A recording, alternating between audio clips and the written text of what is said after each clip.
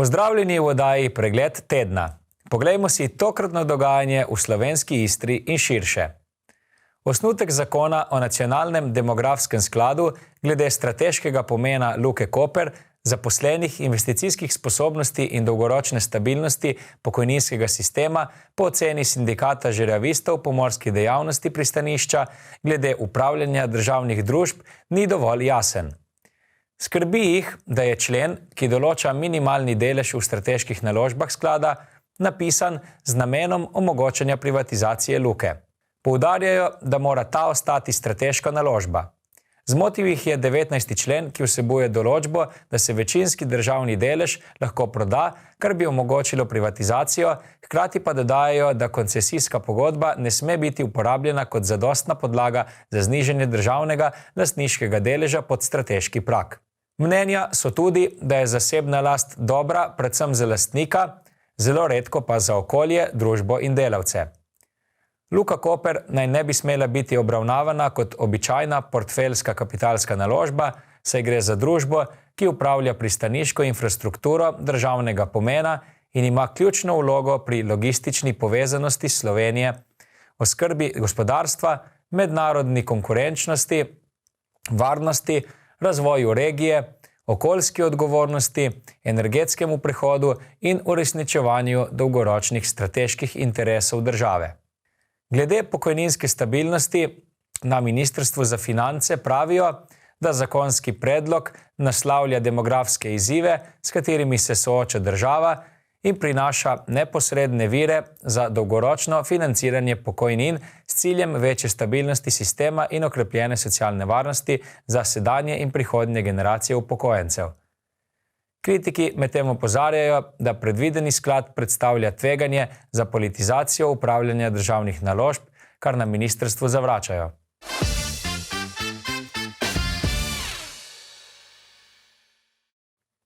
Konec minulega tedna je občinski svet občine Ankaran odločal o pomembnih infrastrukturnih projektih, kot so vodooskrba Slovenske Istre in Kraškega zaledja, posodobitev centralne čistilne naprave Koper ter odvajanje in čiščenje odpadne vode na območju mestne občine Koper in občine Ankaran.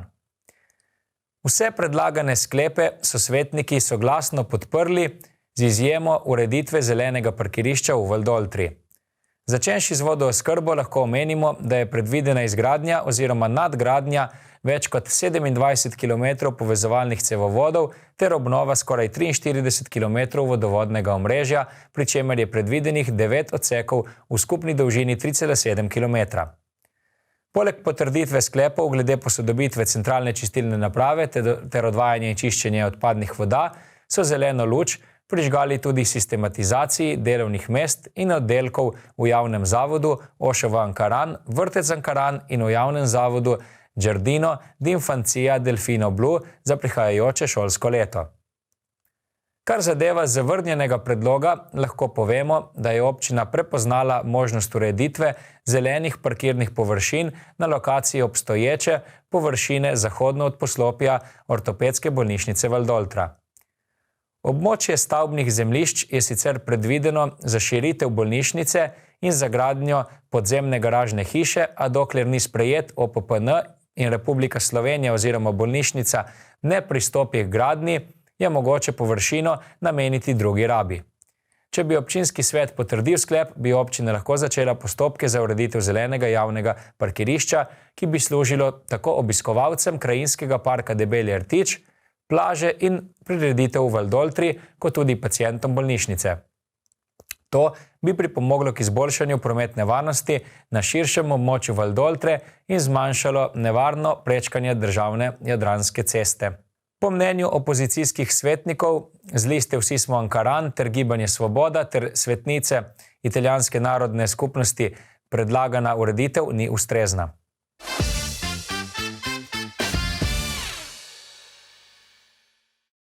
Za nami je eden najbolj vročih tednov letošnjega poletja, ki je vrhunec zaenkrat dosegel prejšnjo nedeljo, ko so na koprskem Markovcu izmerili temperaturo 40,1 stopinje Celzija. Neznanska vročina pa bo z današnjim dnem malce padla, saj se obetajo prijetnejše temperature. Še eno vrsti vročih poletij, ki jih imamo zadnja desetletja praktično, In letos je eno tako, s temi rekordi, ki se eno za drugim pač udejanjajo, tako v zraku kot tudi v morju. In kot kaže, tega še ni povsem konec. Letos je ta izrazita suša, tudi zelo visoka temperatura morja, tudi ta nadpovprečna, praktično smo non-stop nekje med 28 in tudi celo 30 stopinjami, do rekorda še nekaj zmanjka, ampak kot kaže, letos ne bo lahko. Tudi vročinskih valov je iz leta v leto več, ta je bil že tretji to poletje. Zdaj je v teku ta tretji, ki se bo ponekod prekinil, sicer jutri, pojutrišnjem, da na Primorskem praktično se ne bo prekinil, drugi teden pa je na vrsti nov četrti vročinski val. Jaz menim, da je razlog v večini v podnebnih spremembah. Verjetno se je Zemlja v preteklosti vedno ohlajala in segrevala, vendar zagotovo je dejavnik, velik dejavnik tukaj tudi človek, vsaj v zadnjih, 30 letih pripomogel k temu dvigu temperature na globalni ravni seveda. Kaj pa strokovnjaki napovedujejo za avgustovske in prve jesenske dni? Za avgust naj bi se nekako do bližine 20. avgusta več ali manj nadaljeval s to podobno vročino ali za odtenek manj. Potem nekako v zadnji dekadi avgusta pa malce prej naj bi prišla neka malo bolj resna osvežitev in potrebne padavine tudi na Primorsko oziroma obalo. Potem pa vzorci za jesen so pa tako malce mešani, po vsej verjetnosti bomo še imeli tudi zelo tople dneve in tudi čas za kopanje in podobno, kajti morje je še zelo toplo, ampak prav ta dejavnik, zelo toplo morje, Sredozemsko morje, lahko ima potem prav neke obratne posledice v jeseni, kajti ko bo prišlo do kakšne hladnejše doline, ki se bo cepila v Sredozemlje, bo to sprožilo lahko tudi kar konkretne padavine, nalive in prav obratne težave, ki jih imamo sedaj. Če se bo to zgodilo, je potem Sredozemlje lahko ima težave prav obratne kot sedaj. Torej, iz suše bi lahko se prevesili tudi v kakšne druge ekstreme. Na hladnejše vreme bomo torej morali počakati še kakšen mesec, ko bi lahko prišle tudi večje količine padavin. Vsekakor pa se pred žgočim soncem zavarujte z ustreznimi sončnimi kremami, senco, osvežitvijo v morju ali pa preprosto pod klimatskimi napravami.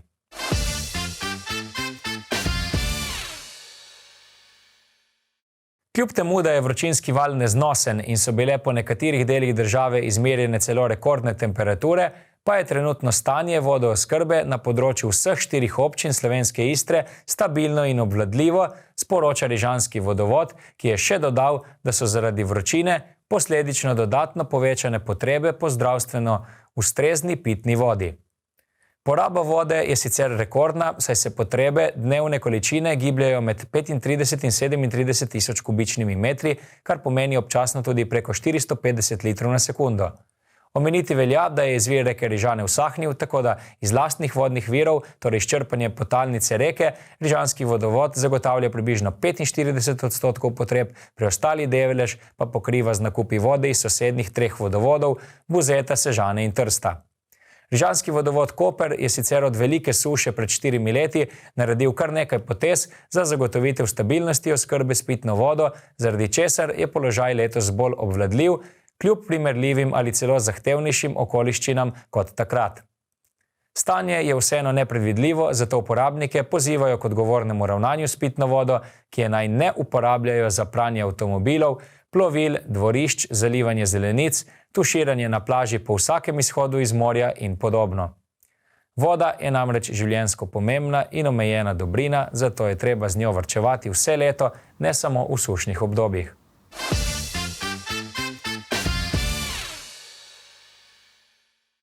Univerza na Primorskem je kot prva v Sloveniji objavila razpis za vpis v krajša izobraževanja in usposabljanja, po zaključku katerih udeleženci pridobijo mikrodokazila. Ta v nasprotju z makrodokazili, kamor spadata recimo diploma in licenca, trajajo krajši čas in obravnavajo ožjo temo, v sistemu izobraževanja pa so diplomam komplementarna, ne morejo pa jih nadomestiti.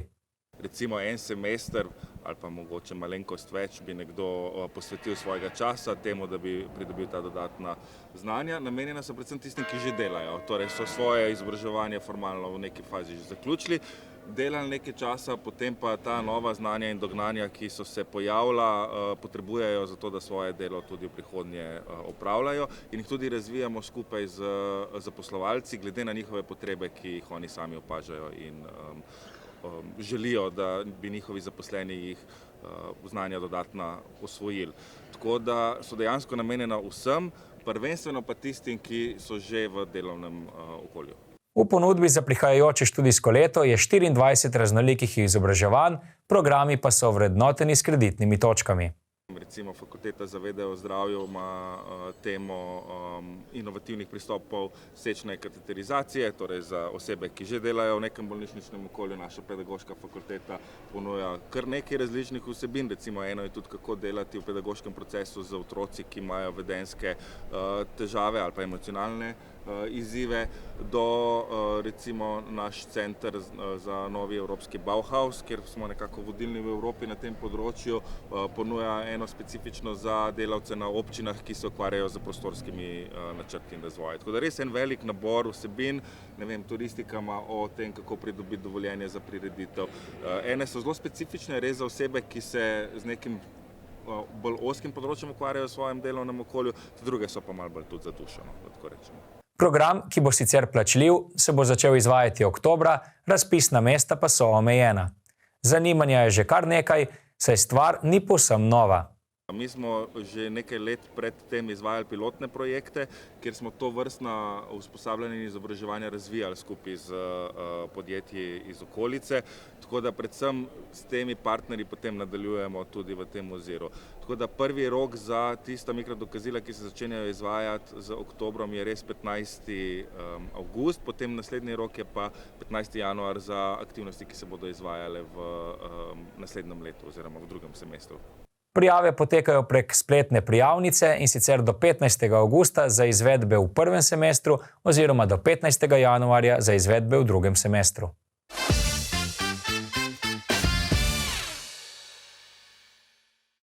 V sredo so koprski policisti na osrednji portoroški plaži izvedli preventivno akcijo in kopalce opozarjali na nevarnost tatvin tujih organiziranih skupin, predvsem iz Italije in Hrvaške. Število tatvin letos sicer ne odstopa od preteklih let, zraste pa sorazmerno s prihodom večjega števila turistov. Kriminalci so običajno tujci, ki tatvine uporabijo za preživetje. Policisti podobne akcije pripravljajo že 20 let, na njih pa opozarjajo na preprečevanje kraj, s tem, ko svetujejo, da dragocenosti raje pustijo v hotelskih sobah ali pa uporabijo sefe na plaži.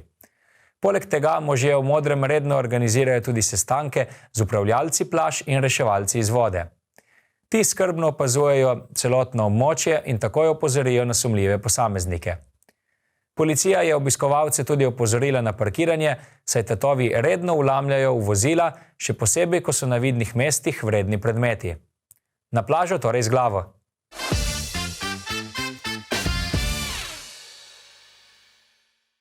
V ponedeljek so s pripravami na novo sezono začeli piranski nogometaši. V klubu je zavel nov veter, saj je dolgoletnega predsednika Mitjo Udoviča zamenjal ambiciozni Gašper Mahnič, ki je skupaj s svojimi sodelavci mesto glavnega trenerja zaupal nekdanjemu slovenskemu reprezentantu Samirju Zuliću. Prva izbira je bil, dogovor bil hiter, tako da smo se hitro najdli, tako da smo zdaj začeli s tem delom. Zulić je še v lanski sezoni zelo uspešno vodil nogometašice Gažona, zdaj pa je pred njim zanimiv izziv, saj je piranski članski nogomet šele v povojih, glede na to, da so lani uspeli sestaviti ekipo po dolgih letih. Plan je 3-4 na teden, čim bolj se pripraviti, biti boljši kot prejšnjo sezono, nobenega pritiska, da bi mogli iti v višji rang, se pravi delati ekipo za dolgoročno obdobje. Cilji ekipi so, prvo leto smo se zbrali, drugo leto dajmo reči, da začnemo nekaj pokazati, da največji cilj je, da klapa drži skupaj in da pripeljemo ljudi na stadion, da začnejo uživati v nogometu v Piranskem. Kapetan moštva bo v tej sezoni Lovro Bjero-Petrović, ki je nekaj besed namenil trenerju ter pričakovanjih pred sezono, spregovoril pa je tudi o vročinskem valu.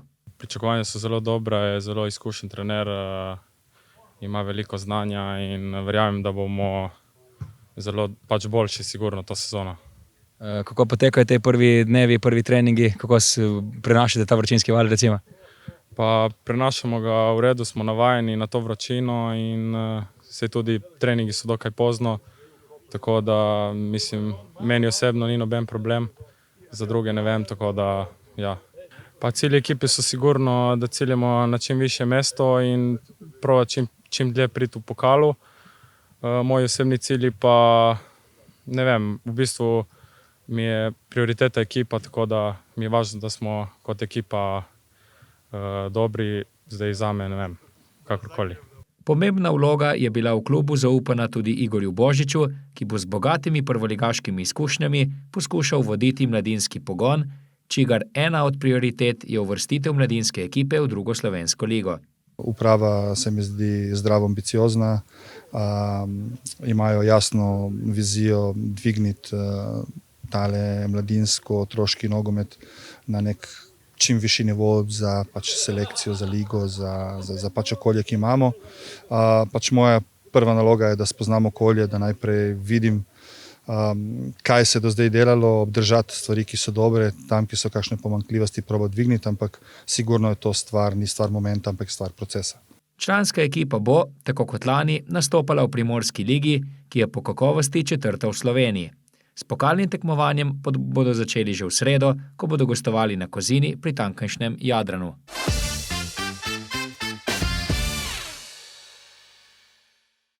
Včeraj je Pokrajinski muzej Koper odprl razstavo gotskih stenskih poslikav z naslovom Splendor iz Triaje, ki obiskovalce popelje v 14. in 15. stoletje. Avtorji razstave so glavno pozornost namenili slikarju Janezu iz Kastava, starodavnega hrvaškega mesta blizu meje s Slovenijo, ki je v preteklosti ustvarjal znamenite freske v Hrastovljah, Gradišču, pri Divači in Podpeči. Kot je dejala kustosinja Koprskega muzeja Meliha Fajič, je avtor redno uporabljal grafične predloge iz današnje Nemčije, Nizozemske in Francije, kjer se bojda nahaja neverjetno podobna slika mrtvaškemu plesu v Hrastovljah. Organizatorji dogodka so namenoma izpostavili tudi lokacijo dogodka, saj nosi Koprska rotunda tudi sama izjemno zgodovinsko vrednost. Razstava predstavlja prvi del velikega mednarodnega projekta Terra Gotica Incognita, ki ga finančno podpira Evropska unija.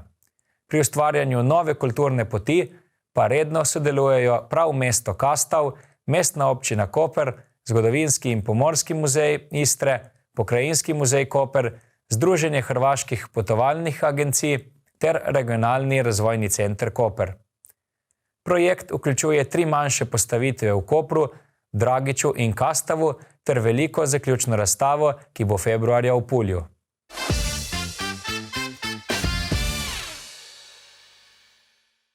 Zadnje čase v našem morju opažamo večjo količino sredozemskih meduz, ki pa so, brez skrbi, popolnoma nenevarne. Poglejmo posnetek iz Bernardina.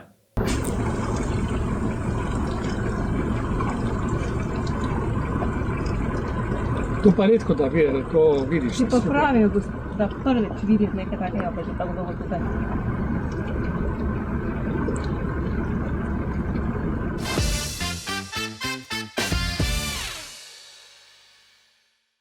Pozdravljeni v novi ediciji Kulturnega napovednika, kjer vam bomo predstavili dogodke, ki se bodo v prihodnjih dneh odvili v slovenski Istri. Že na jutrišnji večer ob 20. uri bo letni kino Origoni v Izoli gostil Alterfest 3, kjer boste lahko prisluhnili alternativnim rock in indie ritmom izvajalcev kot so Market Garden, Kerbigan, Nowhere in drugi. Ob 20. uri in 30 minut pa se na plaži Valdoltra v Ankaranu obetajo energične in plesne pop uspešnice priljubljene pevke Leje Sirk. Večer se ob 21. uri nadaljuje v Kanava Houseu v Izoli, kjer se obeta elektronski večer z DJ-jem Alessijom in saksofonistom Akijem. Na nedeljsko dopoldne ob 10. uri pa bo v koprski taverni nastopil Mortis Wise Klezmer Trio, zasedba, ki vas bo popeljala v svet ljudske glasbe. Zvečer ob 21. uri pa vas na Prešernovem trgu v Kopru čaka z Oskarji nagrajena znanstveno-fantastična akcijska komedija z naslovom Vse povsod naenkrat, kjer se utrujena lastnica pralnice poda na divjo pustolovščino reševanja multiverzuma. Večer organizira Kulturno-umetniško društvo Mrak. Na torkov večer ob 20:30 pa bo v Parku Sonce v Luciji sproščujoč akustični koncert Itekore, ki bo večer obarvala soulom in pop-rock melodijami. Na sredin večer pa bo v Pokrajinskem muzeju Koper ob 20. uri nastopil mojster istrskega etna, kantavtor Rudi Bučar v sklopu cikla Poletje z biseri. Le pol ure kasneje pa bo amfiteater Auditorija Portorož odmeval v nostalgičnih new wave in pop ritmih 80-ih, saj prihaja ikonični britanski pevec Tony Hadley. Na isti večer ob 21. uri pa bo na vrtu pastoralno-kulturnega centra Georgis v Piranu na sporedu čudovita drama z naslovom Osem gora, ki prinaša ganljivo zgodbo o moškem prijateljstvu in odraščanju v objemu alpske narave. V četrtek zvečer ob 19. uri pa bodo na Gortanovem trgu v Kopru na svoj račun prišli najmlajši z zabavno in poučno gledališko predstavo Ovčka na večerji. Ob 21. uri pa bo v Pokrajinskem muzeju Koper v sklopu Kina Istra predvajana slovenska družinska drama Oče, mati, sestra, brat, ki raziskuje zapletene in globoke odnose znotraj družine. Na petkov večer pa se lahko odpravite v Izolo, kjer bo od 19. ure dalje v Simonovem zalivu potekal festival Summer Beats 2026, ki bo postregel z vročimi hiti sodobnega balkanskega trepa in repa izvajalcev kot sta Nuči in Vojaž. Ob 21. uri pa bodo na portoroški plaži v sklopu portoroških noči množico ogreli legendarni hrvaški pop-rockeri skupina Parni Valjak. To je z naše strani vse, hvala za ogled in lep pozdrav do prihodnjič.